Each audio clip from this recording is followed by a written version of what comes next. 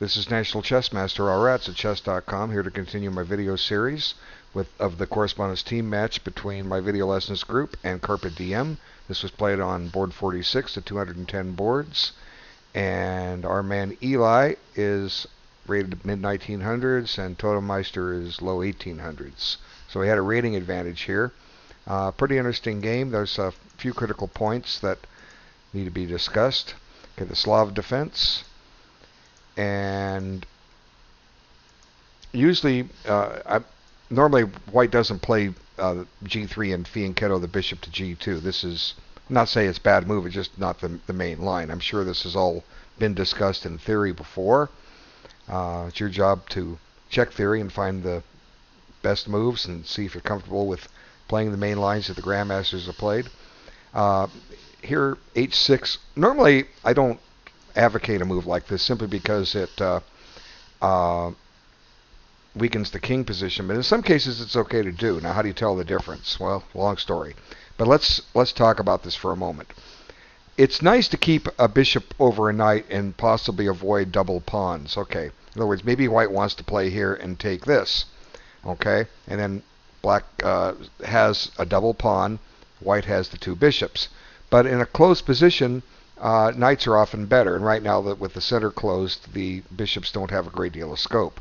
Also notice that if this happens quickly and black has not castled, black has an open file to attack with. So to some degree, just playing a developing move would be better, because this gets you one tempo closer to doing what you want to do. Delay castling and then then later maybe commit to h6. Wait and see what white does with the rest of his setup first. In other words, it's okay to allow it. Now it's okay to play h6, and like you say in some cases. Now where to put this bishop? d6 or e7? Where are you going to put it? e7? You're going to put it on d6. Well, there's advantages to both. Probably the better square is e7 because it keeps this knight on f6 from being pinned. Okay. Naturally, if you play h6, you stop bishop g5. But my experience in most of the games is moving these rook pawns up to keep pieces out of these squares. In English script, we call them the knight 5 squares. Come on, color in, thank you. It's just a waste of time that weakens your position. And this one has some unexpected results as black attempts to preserve his light squared bishop. I'll just tell you what those unexpected results are now. Would you believe that in a few moves these bishops are going to be traded? Kind of hard to believe. You know, black doesn't have the capability of setting up a battery down here, and how's this bishop going to get in a position where it can oppose this bishop? Well, it will happen. Okay, so h6 is okay. It's not really overly bad, but an option to save it, and maybe if white bothers to do this, you get an open file to attack on, and the black king is actually quite safe sitting on e8 for a while. Anyway, let's see what happens. He takes the pawn, and now black takes back. There's a little bit of development. Now black needs to think about getting his king to safety. Moving the dark squared bishop would have been probably better. Maybe even put it on d6. Since you've stopped to play h6, there's no need to fear the pin. This will keep the white bishop out of f4. And maybe bishop f4 for white in this position would be rather ideal. Let black throw his knight off to the side of the board chasing that bishop. But anyway, white plays rook e1 and he has a plan. And black still can't castle, but now he prepares and he finds the move I suggested. And now comes knight h4. And the bishop drops back to e7, h7 rather. And now comes e4. White's trying to blast the center open, which makes sense because black hasn't bothered to castle. White has two threats here. Take a pawn with discovered check, or push a pawn. And pretty much black needs to go ahead and take this, which is what happens. And then white takes and black takes. Just use the arrows over here, it's easier. And now bishop takes e4, and now white is threatening to play bishop takes with discovered check.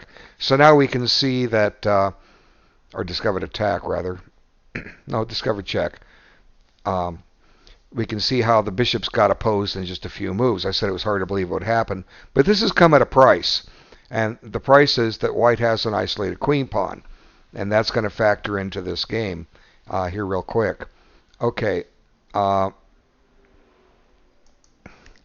so now, even though black had planned h6 to tuck the bishop away, he now finds that his light squared bishop is traded off, but then again so is white's. And now let's take a look at this position and try to evaluate it. White can develop his bishop right now, and development would just to be about equal. Both sides would have developed two minor pieces. Both sides would have castled. The black king is probably a little worse than its counterpart simply because it's over on the rook file. The black knight's maybe a little better than the white knight because it's in the center and the white knight is stuck on the side of the board. But one thing that really stands out here in this position is the pawn structure. Again, white has an isolated queen pawn, and 5 of white's 6 pawns are on the color of his bishop. Now this is not good. There's several reasons. Number one, your pawn gets in the way of your own bishop. Your bishop can't move. Number two, your pawns become a target of the enemy bishop. And would you rather be attacking pawns or defending pawns? Well, I think the answer is obvious. You like to be attacking pawns. You like to win chess, right? Okay. So also the one advantage having those pawns on dark squares is it does take squares away from black's bishop, but black can live with that. So right now black wants to occupy the outpost d5 with his knight. Okay, let's move on. White advances his queen. Black chases it out. Here comes a check. Black's able to g6, and the knight stays protected on f6. And the queen comes back. White offers a queen trade. Black declines. And so not too much has happened in the last couple of moves. Both sides have managed to develop their queen. But now black has a plan. Black wants to start attacking the pawn on d4, pile up the pieces on it. So the first step is bishop b6. Clearly this bishop is headed for b6, and the assault will begin. Not to mention the fact that this immediately puts pressure on this square. So white plays bishop d2, offering the pawn. Now can he take it? I don't think he can. I think white starts getting some tremendous pressure here. Queen takes, bishop c3, and suddenly this bishop becomes very strong, whereas it was restricted before. The queen needs to come back to d6. This only square can protect the knight, and then white sends a rook over to d1, and black gets kind of embarrassed what to do. But however, doesn't matter. Black just ignores it. Now, maybe better would have been to play d5. I mean, the knight to d5 right now. And I'll show you the reason for it. Went too far back. Okay. All right. The reason you might want to play this, rather than bishop b6, is what if white tries a positional pawn sacrifice? Now, it figures that maybe in the long run I'm going to lose that pawn, but hey, I could make this thing interesting if I sacrifice it. Now suddenly the black dark squared bishop of white's has some activity. See? Now I can't really go to c3 right now because it's going to get traded off. You can't really evict this knight from this square. Might have been a plan to do just a couple moves before when the bishop was still on c1 and get ready to fianchetto and get the bishop on the long diagonal. Now I'm not saying this is white's best choice, but it's the kind of thing that you want to think about. Maybe it'll work in your case. These are called clearance sacrifices. Clearance, you're clearing one square or a line, in this case a diagonal, or also you're clearing both a line and a diagonal and a file. See, the A1 G8 diagonal, or A1H8 diagonal has been opened, and the D1 file has been opened, all for the price of a pawn, and suddenly White has a lot of potential activity and scope for his pieces, where here they're quite limited. Now, if you're a much higher rated player than your opponent, clearance sacrifices can probably work better than if you're playing a stronger opponent, because if he's stronger than you and you're giving him a free pawn, you better get the activity, because if not, you're gonna be down a pawn, and you better make sure it works, because he'll consolidate his position and then convert his extra pawn against you, and you won't know what hit you because he'll just outplay you. So anyway, this is an interesting idea. So bishop b6, and now White goes in defensive mode. He's going to go ahead and defend that pawn, and so pretty much the same things hold true as did before. You can't take this because of the tricks. Knight takes, queen takes, bishop c3. Ouch. Anyway, White black activates his rook. Now the bishop becomes what we call a tall pawn. Bishop is shaped like a pawn, just a little taller, right? And it's serving like a pawn. It's part of the pawn chain.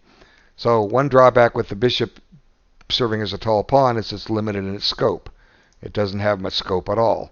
But theoretically, White is close to even. Black has the prospects, but black is close to even, or White's close to even, simply because White only has one weakness, the isolated pawn on d4. You need two weaknesses to win a game. Okay, black takes the classical blockade. Now knight e5. That's a common square that's used by White when black does blockade an isolated queen pawn, and with colors reversed, the opposing e4 square corresponds. Okay. And the queen comes up, and I'm not quite sure why White played rook ab1. I didn't really get that. Maybe he's just waiting for a move. Well, put the rook on d1. It's overprotecting this pawn on d4 and has more mobility. Maybe at some point White has visions of trying to advance this pawn, but he has to secure the bishop on d2 first. Or bishop on c3 first, maybe by getting it to d2. See, sometimes I think a square ahead where I'm planning to go. All right, because I'm always thinking ahead. All right, rook a d8. Okay, preparing the assault on d5. And here, unfortunately, White makes a blunder, but black fails to see it. So I'll give you a little puzzle here. Black to play and win. Pause the video.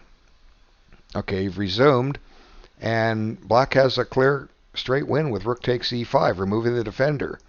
The queen is unprotected. If pawn or rook takes rook, black wins with queen takes queen. And if queen takes, just take with the rook. And however you slice it, black is a piece ahead and game over. Okay, the rest will be easy. But he missed it. Comes, I guess, for moving too fast.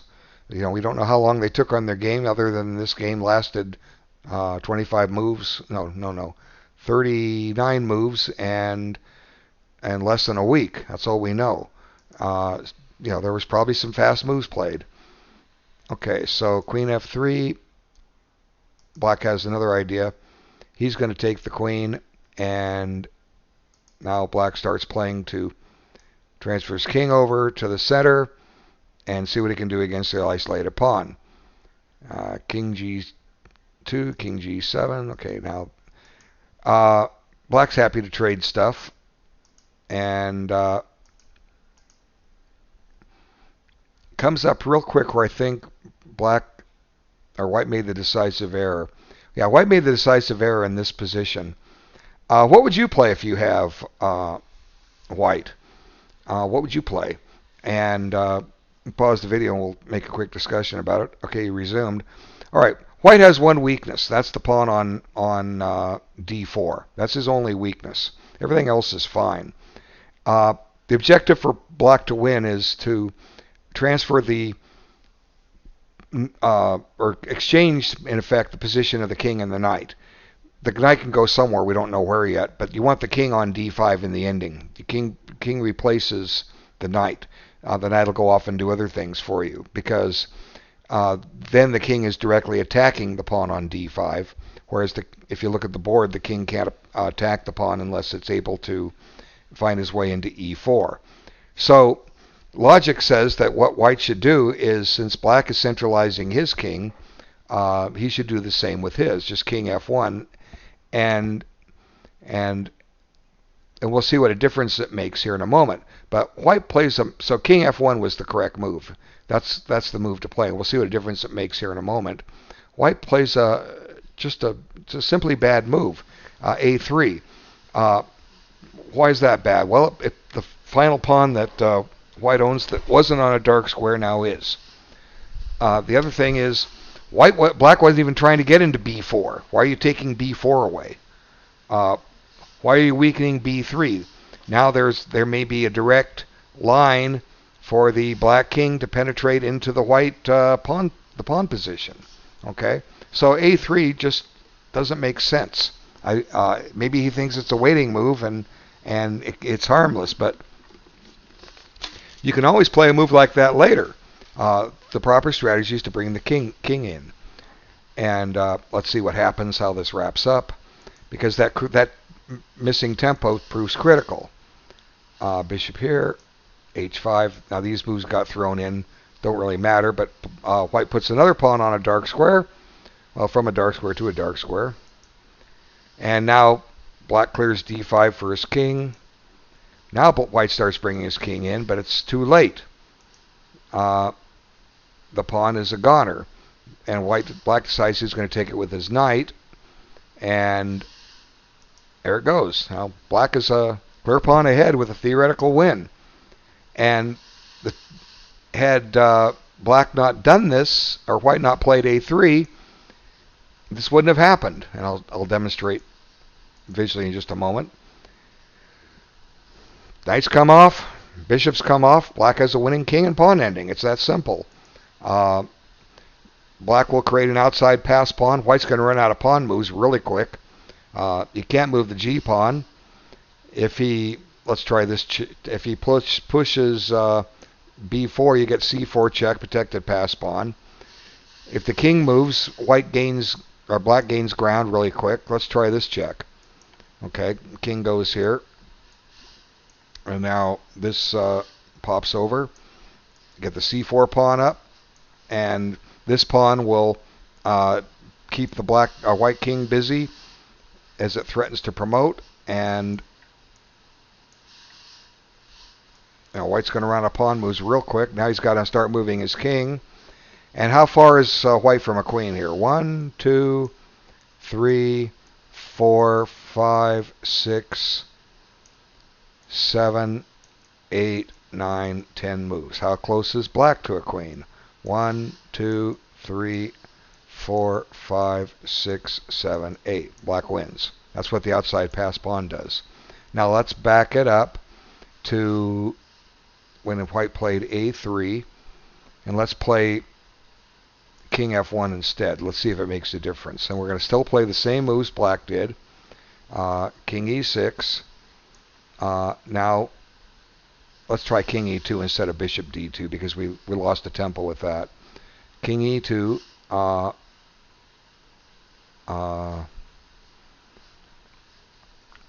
Knight here. King there. King there.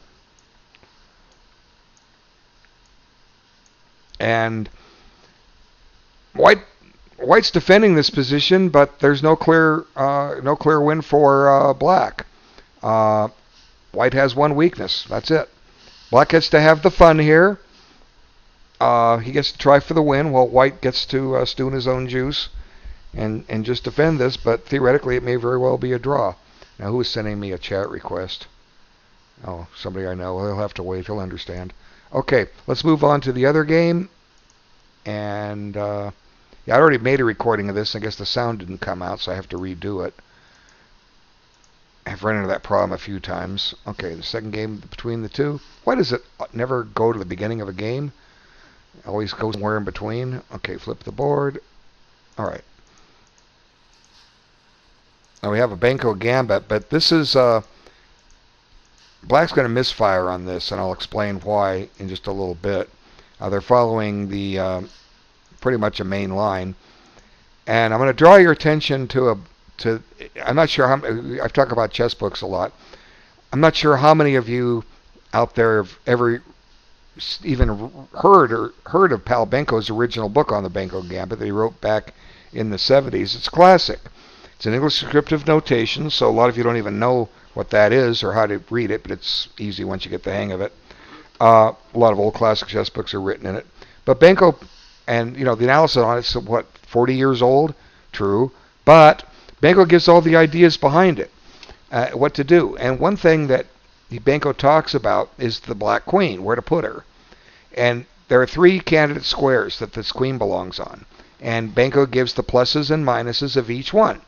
So that's where you want your queen in a Benko Gambit, okay? And the knights can do all kinds of things. You can get e5, but also at some point this pawn can go to c4, clearing a c5 square for the black knight, okay? And it can and if this e-pawn ever advances, suddenly d3 comes a very nice juicy square for that knight. Anyway, let's move forward and see how this game backfires on black. Okay, so all black has done there is managed to trade off a set of knights.